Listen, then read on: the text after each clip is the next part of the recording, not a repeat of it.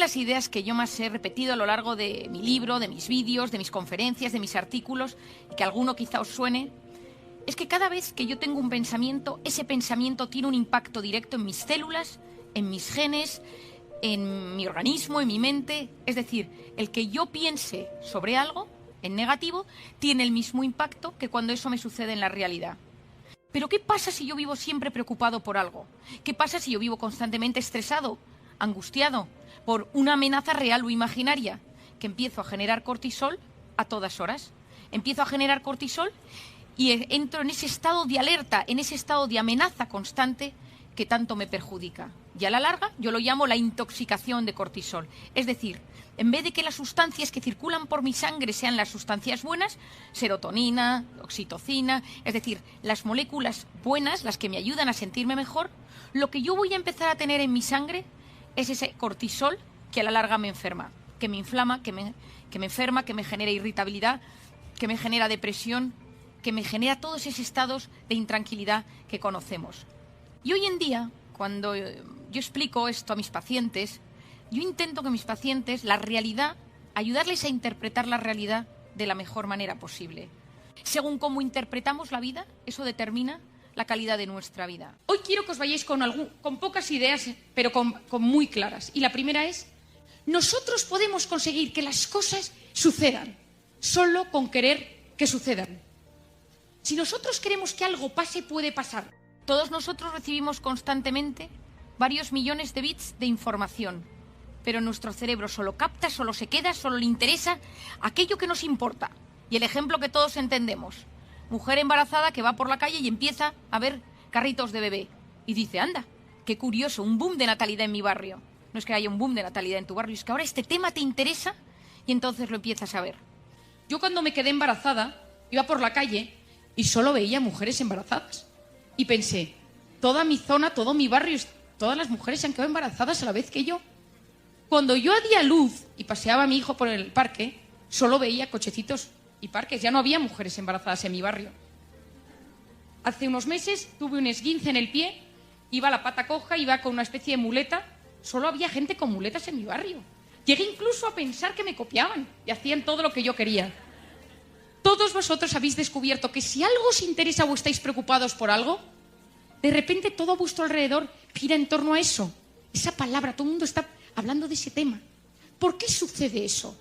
Porque cuando queremos prestar atención a un tema, se activa una zona del cerebro que se llama el sistema reticular activador ascendente, no os quedéis con el nombre por favor, el cual hace que nosotros podamos fijarnos y prestar atención en aquello que nos preocupa o que nos interesa. Por lo tanto, nosotros podemos hacer que las cosas pasen porque nuestro cerebro se activa para poder prestar más atención y captar eso que estamos buscando. Y eso es con el optimismo. Porque una persona optimista activa zonas cerebrales que se lo permiten. Os voy a contar una anécdota relacionada con esto. Yo soy absolutamente fan de Chayanne.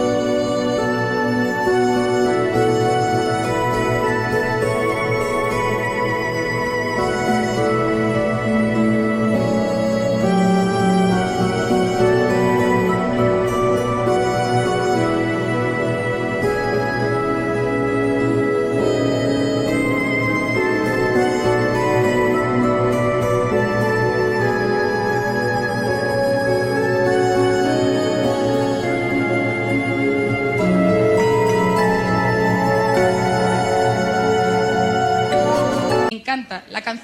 La canción de Torero ha impulsado grandes momentos en mi vida. Y ayer estaba en el hotel en el DF, estaba desayunando con alguien y me dice, oye, por cierto, ¿sabes que está Chayanne allí? Digo, es que claro, es que no podía ser de otra forma. Porque cuando uno quiere que algo pase, puede pasar. Y siempre que quiero encontrarme con alguien, me lo encuentro. Porque la gente dice que tengo suerte, no es verdad. No es cuestión de suerte, es que siempre estoy abierta a que me pasen cosas. Por eso se dice que lo que el corazón desea de verdad, la mente se lo acaba mostrando. No significa que por querer algo con fuerza vaya a suceder. Significa que si quiero algo con fuerza, mi cerebro va a hacer todo lo posible por encontrar cosas en el entorno que tengan que ver con eso para cumplir mis sueños. Si yo tengo mi sistema reticular en negativo o apagado, da igual.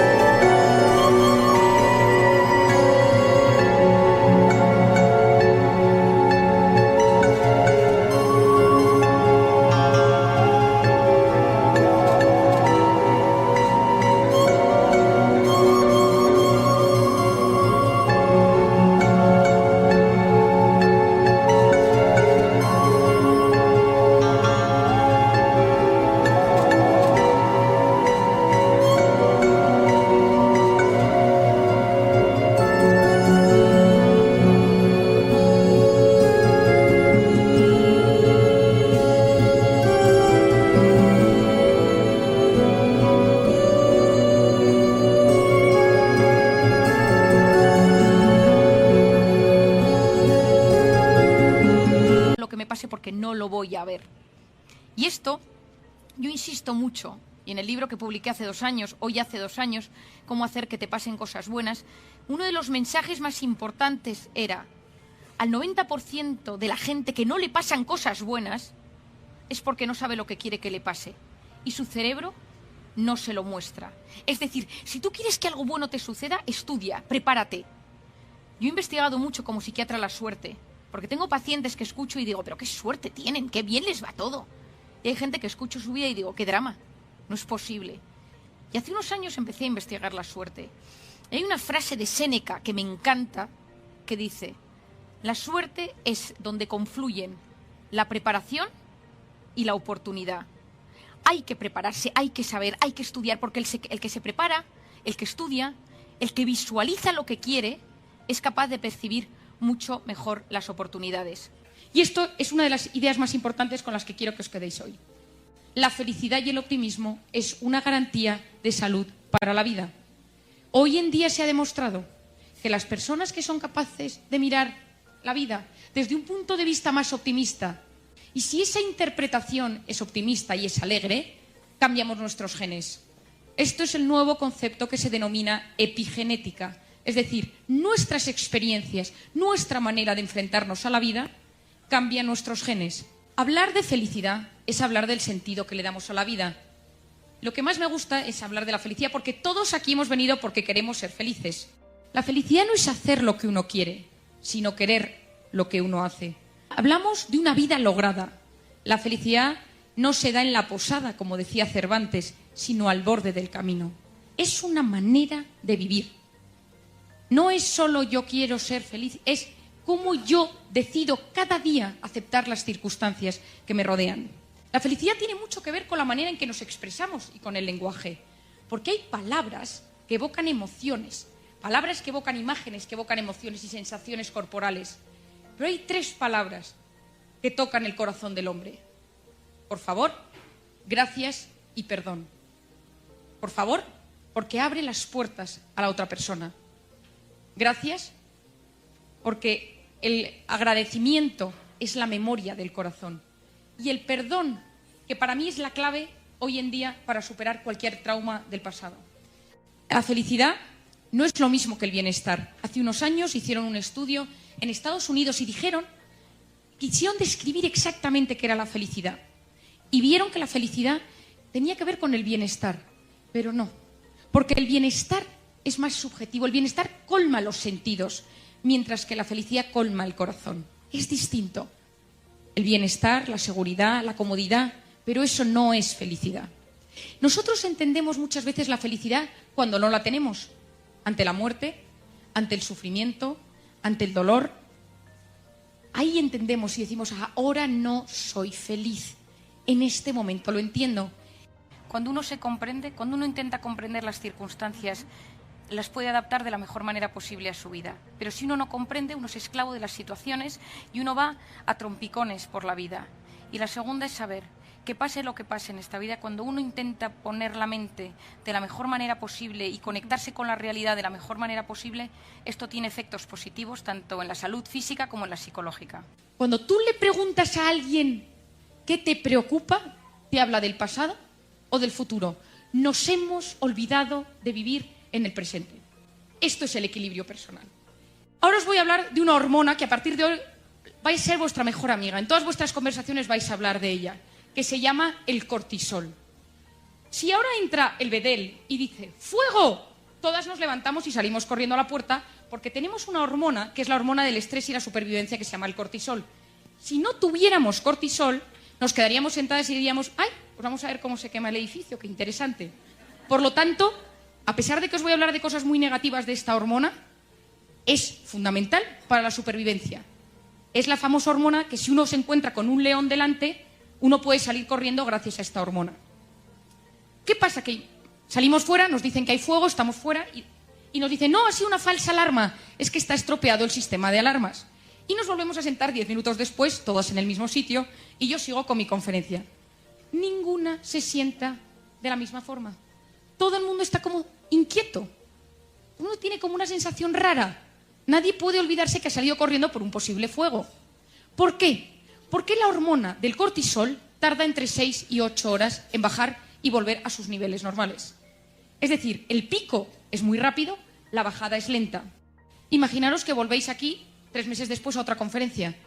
La persona que ha estado así de agobiada dice, no, yo me voy a poner cerca de la puerta porque yo no me fío.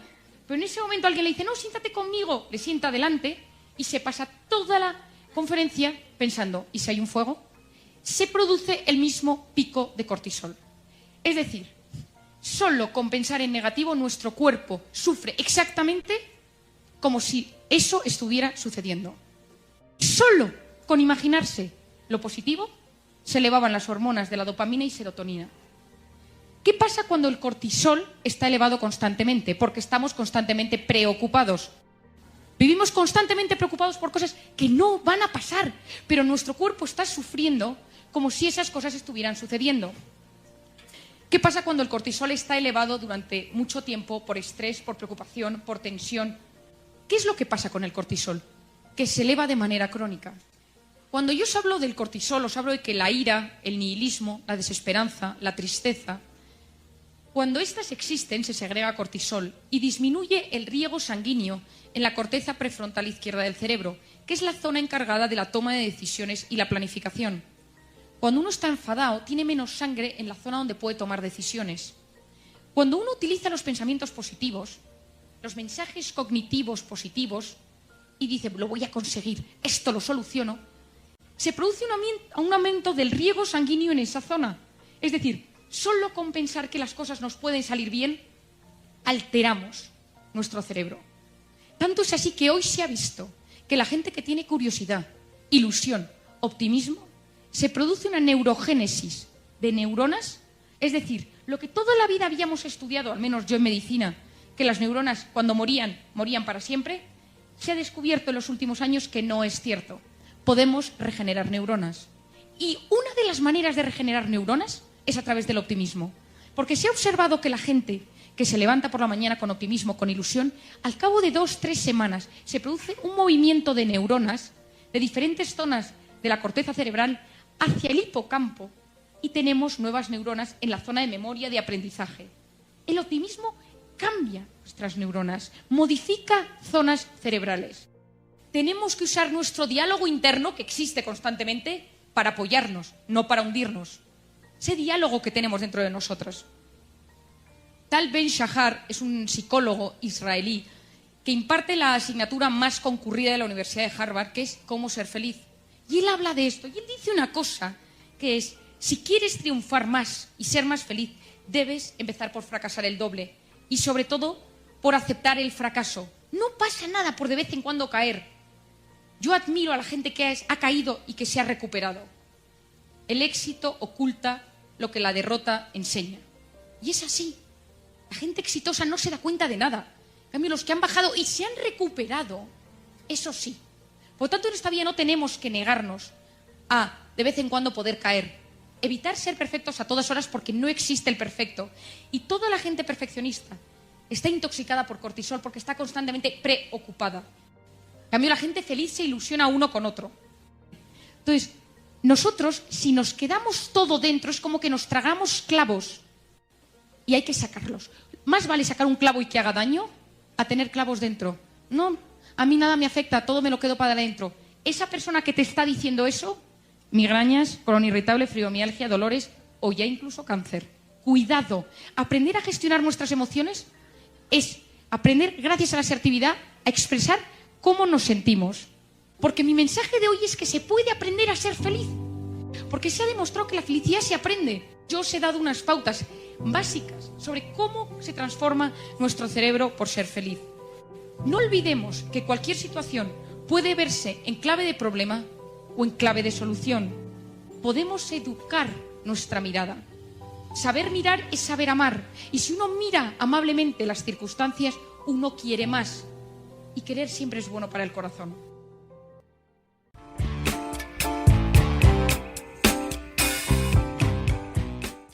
A veces, cuando pensamos en nuestra mejor versión, sentimos un poco de presión, de tensión, nos exigimos e incluso tenemos miedo de enfrentarnos a esa parte de nosotros mismos que todavía puede mejorar. En mi primer libro, Cómo hacer que te pasen cosas buenas, realicé una pequeña ecuación matemática que nos ayuda a saber cómo sacar nuestro mayor potencial. Y en este capítulo te lo voy a explicar. Todos buscamos en esta vida lograr nuestra mejor versión. Hay dos formas de conectar con la vida. Una es el modo alerta, el modo miedo, el modo incertidumbre. Eso que me habrás escuchado tantas veces, donde estás intoxicado de cortisol, donde vives situaciones de miedo, donde te das cuenta que estás luchando contra algo real o imaginario de forma constante. Y ahí la forma que tienes de conectar con tu interior es la supervivencia. No razonas, no piensas, no profundizas. Solo actúas, te dejas llevar por las tendencias, por la moda, por lo que se lleva, por un impulso rápido, por esa dopamina, por ese sentir, por esas sensaciones y emociones rápidas.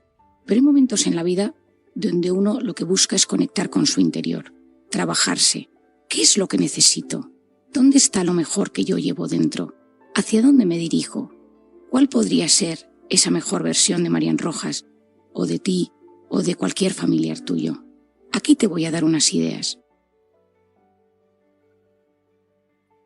Para conseguir llegar a esa mejor versión, ante todo necesitas ilusión, ganas de vivir, ganas de ponerte manos a la obra y plantearte qué es lo mejor que tiene tu forma de ser, cuáles son tus fantasmas, tus heridas, sanarlos y ponerte manos a la obra.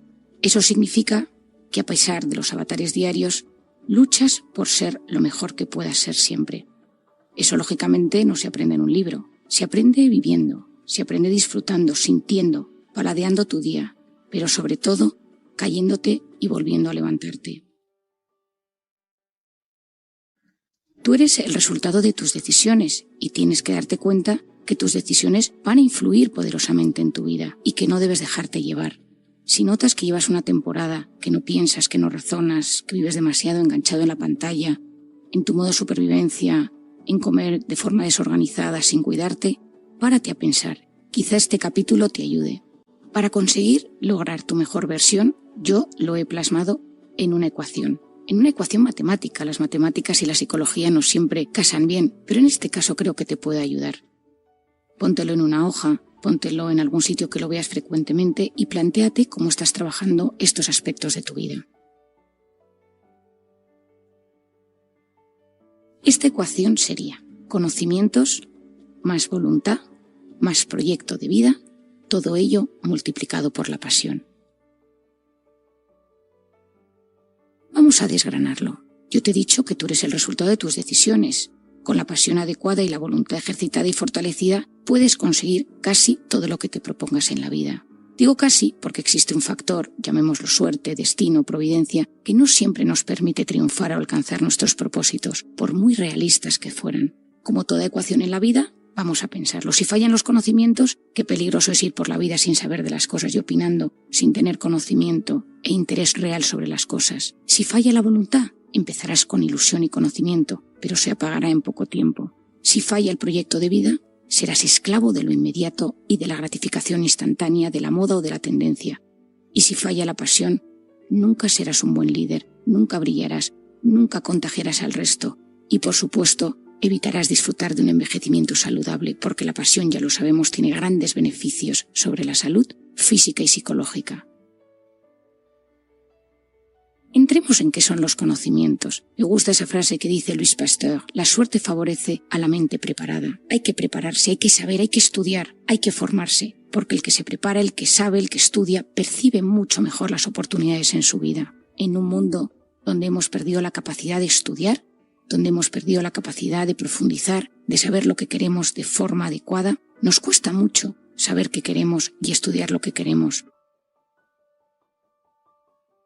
Soy de la teoría que la lectura es un bálsamo para el cerebro. Mi padre, el doctor Enrique Rojas, tiene una frase que me encanta, que dice: la lectura es al cerebro lo que el ejercicio físico es al cuerpo. La lectura nos ayuda a sentirnos libres, nos evade, nos activa la imaginación, nos desconecta muchas veces de las preocupaciones y tiene efectos muy beneficiosos sobre las conexiones neuronales, sobre el envejecimiento, sobre la inflamación y sobre el estado de ánimo. Considero fundamental volver a la lectura.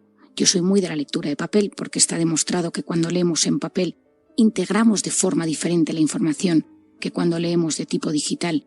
Leer novela, leer libros de no ficción, leer cómics, no me importa lo que sea la lectura, pero dedicar un rato al día a formarme, a leer, a evadirme, a imaginarme, siempre me va a ayudar. En un momento de la historia como el que estamos viviendo, donde suceden tantas cosas buenas y malas, pero también tantas tragedias, me quedo con esa frase de Spinoza que decía: si no quieres repetir el pasado, estúdialo. El pasado puede ser historia, pero también puede ser tu historia personal y tu biografía. A veces en consulta recomiendo libros a mis pacientes, libros de ayuda psicológica de cierto nivel que te pueden ayudar a entender lo que te sucede, o incluso pautas para superarte. Y por supuesto novelas que enganchan y ayudan a salir de los pensamientos negativos. En este caso, mientras hablo de los conocimientos, pienso: evita la pantalla, quítate las notificaciones del móvil, sal de TikTok, porque ahí pierdes tiempo. Salir a la calle, el ejercicio, la naturaleza y la lectura son potentes antidepresivos y ansiolíticos. Decíamos en nuestra ecuación que lo primero son los conocimientos, lo segundo es la voluntad. Aquí, si eres lector, te recomiendo el libro de mi padre, 5 consejos para potenciar la inteligencia. Un gran libro, un gran manual sobre la voluntad con ejemplos y tips fáciles, cercanos y sencillos que te pueden ayudar a fomentar ese músculo tan importante que es la voluntad. Siempre he oído desde que era pequeña que una persona con voluntad llega más lejos que una persona inteligente. ¿Qué es la voluntad? Es la capacidad de posponer la recompensa y la gratificación instantánea. Una persona con voluntad posee una visión larga de la vida y es capaz de ponerse objetivos concretos y aventurarse para alcanzarlos. La voluntad requiere determinación, decisión y tesón. La diferencia entre querer y desear radica en eso. El querer precisa de una decisión sólida. El deseo busca la posesión o la gratificación de algo de forma inmediata. Comer, beber, deseo sexual, un impulso, la pantalla. Tiene el componente de la rapidez y llena de forma momentánea a la persona, pero no la engrandece. Por el contrario, el querer busca un objetivo más lejano que requiere un plan concreto, bien diseñado, y poner esfuerzos continuados para llegar a conseguirlo. Es más pleno porque en ese proceso uno crece como ser humano. Para tener una voluntad bien educada necesitas tener un trabajo personal sostenido.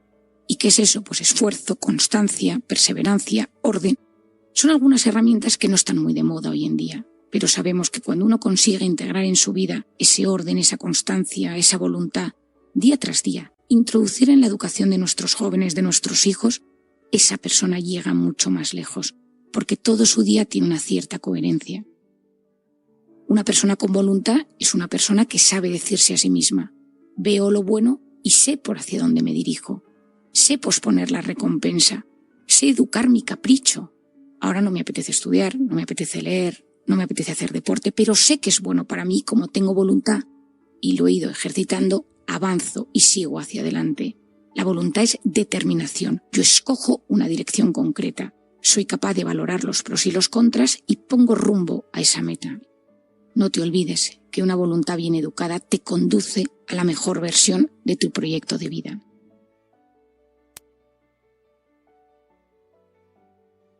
La tercera parte de esa ecuación, después de los conocimientos y de la voluntad, es el tema de tener un proyecto de vida. Es decir, que seas capaz de fijarte metas y objetivos. Probablemente me lo hayas escuchado en alguna otra ocasión, pero hoy en día sabemos que las personas que tienen un ikigai, una meta, un objetivo que les llena, es gente con una vida más saludable, mejor salud, mejor sistema inmune. Incluso hay estudios que ratifican que tener un proyecto de vida ayuda a tener menos riesgo cardiovascular. El 90% de la gente no sabe por qué se levanta cada mañana. Hay muchas personas que se levantan cada mañana y no tienen ilusión por nada. No sabe qué les dirigen, sino que van en modo autómata. Y eso tiene consecuencias en nuestro día a día. Nosotros no estamos diseñados para vivir en modo alerta, en modo supervivencia. Estamos diseñados para vivir a veces en modo alerta, en modo supervivencia, pero sobre todo para poder salir de ahí, bajar a lo que se denomina el sistema nervioso parasimpático y reactivarnos, rehacernos, recuperarnos para volver al modo alerta. Las metas son a largo plazo, los objetivos a corto. Decía Séneca, no existe viento favorable para quien no sabe a dónde va. El que no tiene un plan es esclavo de lo inmediato. Reacciona según sus impulsos, sus emociones, sentimientos y por lo tanto es tremendamente manipulable. Algunas personas han iniciado su proyecto en condiciones bastante peores que la tuya, pero han logrado llegar a donde se propusieron. Por lo tanto, no temas cambiar de metas y objetivos si es necesario para tu salud física, mental o para mejorar tu relación de pareja, familia o amistades. A veces suelo decir que las metas y los objetivos en la vida son como el GPS del móvil o del coche. Si tú pones, por ejemplo, que estás yendo de Madrid a Valencia, tu GPS te va dirigiendo por allí. Pero si decides salir por el kilómetro 21 y salir hacia Chinchón o hacia la zona de Morata de Tajuña, probablemente tu GPS te ponga recalculando ruta. Hay muchos momentos en la vida donde nos desviamos de lo que nos habíamos propuesto, pero aquí la clave es en saber reconducirlo. Y por otro lado, conocernos bien y no obsesionarnos con las metas. Si yo decido que quiero conseguir una oposición, pero suspendo en reiteradas ocasiones, tengo que analizar si a veces esas metas no se convierten en un tema obsesivo que me impiden fijarme en otras oportunidades que me está dando la vida. ¿Cómo saber cuáles son mis metas y mis objetivos? Yo soy muy de escuchar al corazón y dejar que la cabeza luego ponga sus normas. Deja tu corazón volar. Traza un plan de acción y ejecútalo. El proyecto de vida parte de tener un foco donde agarrarse y apoyarse. Ten un plan, sé realista y sal a buscarlo. Pocas cosas nos han hecho más daño en esta vida que esa frase de aparecerá cuando menos te lo esperas. Nadie va a venir a buscarte a la puerta de tu casa para ofrecerte el trabajo de tu vida o una pareja. Es decir, las oportunidades hay que buscarlas, hay que salir a por ellas, hay que conocerlo. Y aquí lo asocio con esa zona del cerebro de la que tanto me gusta hablar, el sistema reticular activador ascendente. Ese conjunto de núcleos que se encuentran en el tallo del hipotálamo, que son filtradores de todo aquello que nos sucede y nos enfocan en nuestros sueños y en nuestras ilusiones. Ten un plan, activa tu sistema reticular e intenta que esas cosas te vayan sucediendo en la vida. Y si no te suceden, no tengas miedo a reconducir lo que piensas y lo que sientes. En nuestra ecuación tenemos conocimientos más voluntad, más proyecto de vida y todo ello multiplicado por la pasión. No te olvides que hay que dedicarle más tiempo a las cosas que realmente nos hacen felices, a las cosas que nos activan el corazón, a las cosas que nos mueven, esa parte más interior de nosotros mismos que es la afectiva, esa pasión por las cosas. ¿Qué es la pasión? La pasión es poner el corazón en lo que uno hace. La pasión no suma, la pasión multiplica. Mejora las conexiones neuronales, potencia la neurogénesis, la producción de nuevas neuronas, y alarga los telómeros. Los telómeros son los capuchones de los cromosomas que se acortan a medida que envejecemos, y ante el estrés, y ante el cortisol, y ante los traumas. Pero hoy en día conocemos, gracias a la doctora Elizabeth Blackburn, que esos telómeros y la telomerasa, que es la enzima que repara el telómero, se puede alargar si llevamos una vida saludable, si tenemos buenas conexiones con las personas, si queremos de verdad. Nosotros hemos sido creados para ser felices o para al menos conectar con lo bueno que tiene esta vida, para transmitir esa felicidad y ese estado de bienestar a los demás y compartir las cosas buenas de la vida. Hay un dato muy interesante que me gusta de vez en cuando recalcar. Según los estudios realizados en la Clínica Mayo en Estados Unidos, la esperanza de vida se reduce hasta un 19% en los pesimistas. ¿Se puede aprender a ser optimista? ¿Se puede aprender a meter pasión en la vida? Definitivamente sí. El psicólogo israelí Tal Ben Shahar, que imparte un curso muy concurrido en la Universidad de Harvard sobre el optimismo, explica que sí que se puede aprender a ser positivos. Es un trabajo lento, pero lleno de satisfacción y de posibilidades para mejorar nuestra salud física y mental. El optimismo es una forma de capturar el instante presente, ya que la felicidad no es lo que te pasa, sino cómo interpretas lo que te pasa. La gente que ha llegado lejos en la vida poseía una visión optimista del mundo y de las personas, y por supuesto sabía comunicárselo a los demás. El optimista sabe ver un proyecto, mientras que el pesimista encuentra siempre una excusa para no empezar. Te recomiendo, querido amigo, que me estás escuchando, que te plantees en este podcast si eres capaz de pensar y reflexionar sobre tu vida y sobre tu proyecto de vida. Si estás pasando una mala época, no tengas miedo a frenar, reflexionar, coger papel y lápiz y mirar si hay algo más en lo que puedas estudiar. Si eres capaz de trabajar tu voluntad, tu orden y tu constancia y tus hábitos del día a día. Si tienes una meta y si no la tienes, incluso consulta a gente que te conozca. Y finalmente, cómo pones tu corazón en tu día a día, cómo tratas a las personas de tu entorno y cómo te hablas a ti mismo.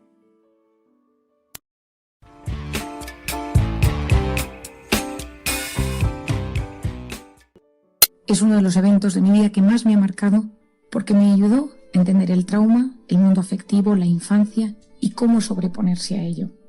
Se dice que uno no sabe lo que es la felicidad hasta que la pierde. Ante el dolor, el sufrimiento, el duelo, los problemas económicos, ahí nos sale de dentro. No soy feliz.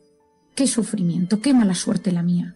En esos instantes nos cuesta vislumbrar momentos de felicidad de nuestro pasado, apreciar destellos de alegría que nos llenaban en algún momento. La vida es un constante volver a empezar, pero para ser feliz hay que ser capaz de rehacerse en lo posible de los traumas y de las dificultades. La razón es sencilla, no existe una biografía sin heridas. Las derrotas y cómo encajarlas son lo más decisivo de cualquier trayectoria. Yo suelo decir que la felicidad consiste en ser capaces de disfrutar lo bueno que nos llega y por otro lado ser capaces de gestionar lo malo. Hay mucha gente que cuando le llegan las cosas buenas dice no te fíes, no te confíes, espérate, vas a ver que no es para tanto, seguro que había una mala intención, y cuando le llega lo malo se bloquea y es incapaz de salir del hoyo. No conozco a nadie que no esté librando una batalla en mayor o menor medida en un tema de su vida. Las redes sociales en esto nos hacen mucho daño, porque aparentan una vida perfecta o pluscuamperfecta en las personas a las que observamos, pero todas esas personas también, tengo la seguridad al 100%, están librando una batalla en un tema de su vida, a nivel personal, económico, social, de pareja, un trauma, una herida, un miedo, pero nadie lo enseña en sus redes, porque nosotros tendemos a enseñar lo bueno que tenemos para que los demás nos admiren. Como psiquiatra en consulta, he tratado toda clase de traumas y soy consciente al redactar estas líneas que existen biografías muy duras, algunas mucho más que otras. Hay aspectos ajenos a nosotros que no podemos cambiar, no podemos elegir gran parte de lo que nos sucederán en la vida, pero somos libres, a veces no tanto porque la herida lo impide, de elegir la actitud con la que afrontarlo. Esa actitud depende de las herramientas que yo tengo, de las herramientas que yo he ido adquiriendo a lo largo de la vida, de la capacidad de sanar esos traumas y por otro lado de mi voz interior. Muchas veces esa voz, de la que hablo mucho en Encuentra tu persona vitamina, es la que nos hace autoboicot y nos impide seguir adelante. El hombre y la mujer necesitamos herramientas para superar las heridas y los traumas del pasado. Los episodios que nos arrasan física y psicológicamente van dejando una huella importante en nuestra biografía. La manera en la que cada uno se sobrepone y vuelve a empezar marca nuestra personalidad en muchos aspectos. Ese talento nace de una fortaleza interior que todos tenemos desarrollada en mayor o menor medida: la resiliencia. Este concepto de resiliencia fue puesto en boga por el médico francés Boris Cyrulnik. Este psiquiatra, hijo de unos emigrantes judíos de origen ucraniano, nació en Burdeos en 1937. Tras la ocupación nazi, cuando tenía tan solo 5 años, sus padres fueron arrestados y deportados a campos de exterminio. Él huyó, permaneció escondido en diversos lugares y finalmente fue acogido en una granja bajo la identidad ficticia de un niño no judío llamada Jean Laborde. Pasada la guerra, la familia que le acogió le animó a estudiar medicina y ser psiquiatra. El joven Boris pronto se dio cuenta de que a través de su biografía podía entender las causas del trauma e intentar ayudar a otros, fundamentalmente niños, a rehacerse tras un trauma o una ruptura emocional. Tras años en terapia, me he dado cuenta que la clave de la vida es saber identificar esos momentos traumáticos y sanarlos. Os voy a dar unas ideas que probablemente os puedan ayudar. Quizá eres de aquellos que tienes un trauma con T mayúscula, un trauma grande, un trauma de los que genera una gran herida. O puede ser que tengas microtraumas que te han ido perjudicando, pero tú notas que te siguen bloqueando o impidiendo seguir adelante. ¿Qué es un trauma? El trauma es el resultado de la exposición a un acontecimiento estresante que sobrepasa los mecanismos de afrontamiento que tiene la persona. Cuando la persona no puede gestionar o se siente sobrepasada por la situación, los recuerdos no pueden transformarse en experiencias narrativas neutras y lo que sucede es que se quedan enquistados en diferentes partes de nuestro cerebro. El trauma es la fobia al recuerdo, lo que impide la integración del acontecimiento en la memoria. Cada vez que recuerdas eso, algo se activa en tu organismo, incluso los síntomas físicos, y surge la ansiedad, la angustia, los pensamientos rumiativos, las ideas autolíticas o los pensamientos de tristeza inmensa. ¿Cómo podemos superar esas heridas tan profundas? La clave se encuentra en el amor, en la solidaridad, en la oxitocina, que espero que ya conozcas, es decir, en los afectos. Boris Cyrulnik, a lo largo de su experiencia, ha mostrado numerosos ejemplos al respecto. En la Universidad de Toulon, donde él es profesor, ha trabajado con enfermos de Alzheimer. Me encanta ver los resultados de sus estudios. Muchos, él cuenta, han olvidado las palabras, pero no los afectos, la música, los gestos o las muestras de cariño. Boris Cyrulnik insiste en la flexibilidad del ser humano, de la mente del ser humano. Antes se pensaba que una persona quedaba marcada por el dolor y el sufrimiento. En ese proceso de ayuda, la clave es no culpabilizar a la persona que tienes delante. Uno de los temas que yo más he insistido a lo largo de la historia es que si un hijo tuyo, un sobrino, un alumno, un niño pequeño acude a ti para contarte un hecho traumático, tu primera reacción sea de comprensión y no de juicio. Aunque te parezca imposible lo que te está contando, aunque te parezca surrealista, primero agáchate, ponte a su altura y pídele que te explique con detalle lo que ha sucedido, que te diga cómo se siente, pero nunca le digas que no le crees. No soy especialista en nada, pero si tuviera que decir una especialidad en el campo de la psiquiatría, es el tema del abuso sexual. Debido a mi experiencia en Camboya tratando niñas de la prostitución infantil, a lo largo de los últimos 10 años se me ha acercado mucha gente a mi consulta para narrarme sus experiencias traumáticas en la infancia. Gente con vidas aparentemente normales, pero que traen y arrastran una herida de un abuso sexual de cuando eran pequeños. La diferencia entre unos y otros, entre el desarrollo emocional y de comportamiento que surge a lo largo de los años, radica en muchas ocasiones en cómo fue la situación a su alrededor cuando él decidió contarlo. No olvidemos que mucha gente jamás lo cuenta, lo tiene en su interior porque tiene miedo a no ser comprendido, a no ser escuchado, a ser juzgado o a que el hecho de que lo cuente rompa ciertos lazos afectivos. La mayor parte de los abusos sexuales se dan en el seno de la familia, no a través de personas externas. Boris Cyrulnik no lo hizo de esta manera. Imagínate que un niño tenía un problema, que ha recibido un golpe, y cuando le cuenta el problema a sus padres, a esto se le escapa un gesto de disgusto, un reproche. En este momento se ha transformado su sufrimiento en un trauma. Cuando uno recibe el primer golpe, el primer trauma, el evento es perturbador, propiamente dicho. Pero para que éste se asiente en la vida, ha de sobrevenir un segundo golpe, que proviene de ciertos comportamientos del entorno que a grandes rasgos pueden implicar rechazo, abandono o estigmatización. Para que te quede clara esta idea, tienes que saber que nuestro cerebro muchas veces sufre ante cosas que suceden, pero lo que sucede a posteriori va a marcar que esto se convierta en un trauma crónico que te impide seguir adelante o que sea simplemente un hecho doloroso que sucedió en un momento de tu vida.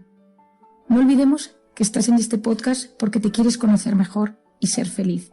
Y ese ser feliz significa ser capaz de superar las derrotas y levantarte después. No olvidemos que el presente puede resultar en ocasiones una pesadilla. En algunos casos uno ansía huir hacia adelante. En otros momentos uno se bloquea y se queda paralizado por algún recuerdo o evento del pasado traumático. Sentarse en el pasado nos convierte en personas agrias, rencorosas, incapaces de olvidar el daño cometido o la emoción sufrida.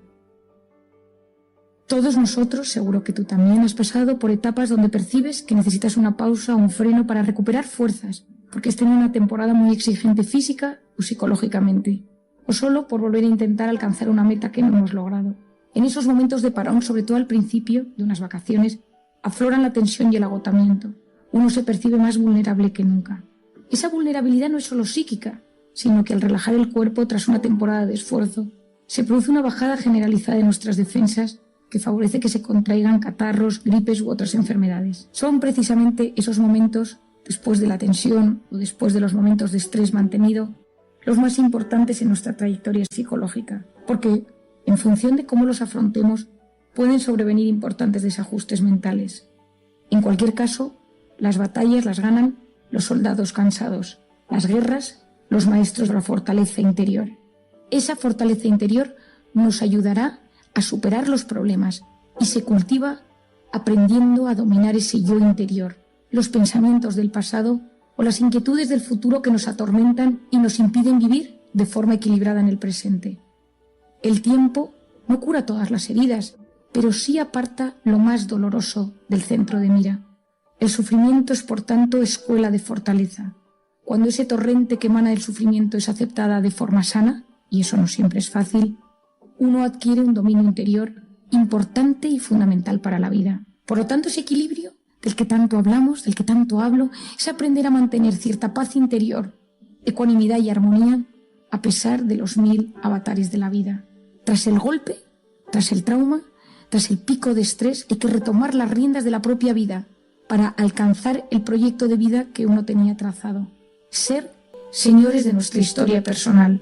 Lo sencillo es actuar en las distancias cortas, vivir limitándonos a reaccionar a los anárquicos impulsos externos que nos afectan, dejándonos llevar.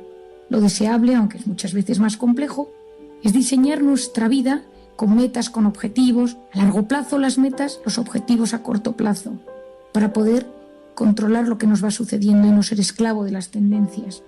La solución no está en las pastillas.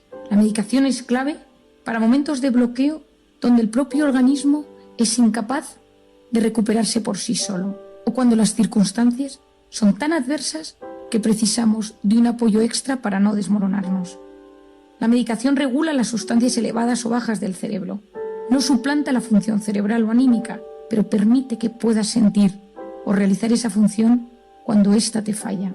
La medicación ofrece soluciones, pero hay otra terapia que es muy efectiva, en la cual yo estoy muy interesada que entiendas. Es la actitud del médico. Unas palabras de aliento, una escucha real y verdadera, poseen un efecto de curación importante.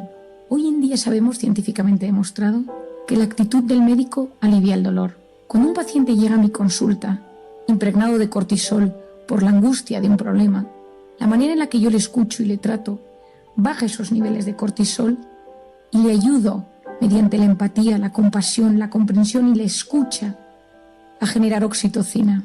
Ya sabes, porque lo has leído, espero, en Encuentra tu persona vitamina, que cuando estimulamos la oxitocina, que es el signo bioquímico de la empatía, bajamos esos niveles de cortisol. Entiendo que después del COVID muchas veces los sanitarios hemos estado sobresaturados. Nos cuesta esa empatía, nos cuesta ese cuidado tan atento que nos enseñaron a veces en la carrera, o los grandes maestros de la medicina. Pero sí que es clave que cuando un médico es capaz de empatizar y llegar desde el corazón a su paciente, ese paciente se siente aliviado y sale mucho más reconfortado. Si estás en una fase de sufrimiento, tienes que saber que este tiene un sentido. La sociedad actual huye del sufrimiento y lo puedo entender, pero cuando uno se topa con este, muchas veces surgen las preguntas. ¿Me lo merezco? ¿Se debe a mis errores del pasado? ¿Por qué lo permite Dios? Veamos algunos puntos interesantes del sufrimiento que pueden ayudarte en un momento malo. El primero es que el dolor posee un valor humano y espiritual. Es decir, puede elevarnos, hacernos mejores personas. ¿Cuánta gente conocemos que tras un golpe ha sido capaz de enderezar su vida y buscar alternativas agradeciéndolo a posteriori? No es raro encontrar personas que tras una existencia superficial y conformista han sido transformadas tras sufrir un trauma o sufrir mucho. El sufrimiento nos ayuda a reflexionar, nos lleva al fondo de muchas cuestiones que nunca nos habríamos planteado. El dolor, cuando aparece, nos empuja a clarificar el sentido de nuestra vida, de nuestras convicciones más profundas. El dolor ayuda a aceptar las propias limitaciones. Nos convertimos en seres más vulnerables y caemos del pedestal en el que nos habíamos colocado. Entonces debemos bajar la cabeza y reconocer que necesitamos ayuda y el cariño y apoyo de los demás, que solos no podemos. Compartir nuestras limitaciones con los demás puede ser el primer paso hacia la sencillez y la superación de las calamidades sufridas. El sufrimiento puede transformar el corazón. Tras una etapa difícil, con el dolor como protagonista, uno se acerca al corazón de otras personas. Es capaz de empatizar y de entender mejor a los que le rodean. Cuando alguien se siente amado, su vida cambia, se ilumina y transmite luz. El amor auténtico se potencia con el dolor sanamente aceptado, que nos libera del egoísmo. Quien gana en empatía, quien es más amable, quien es capaz de generar oxitocina, se convierte en un hábitat más seguro para vivir. Querido oyente, solo existe un antídoto al sufrimiento, al dolor y a la enfermedad, y este es el amor.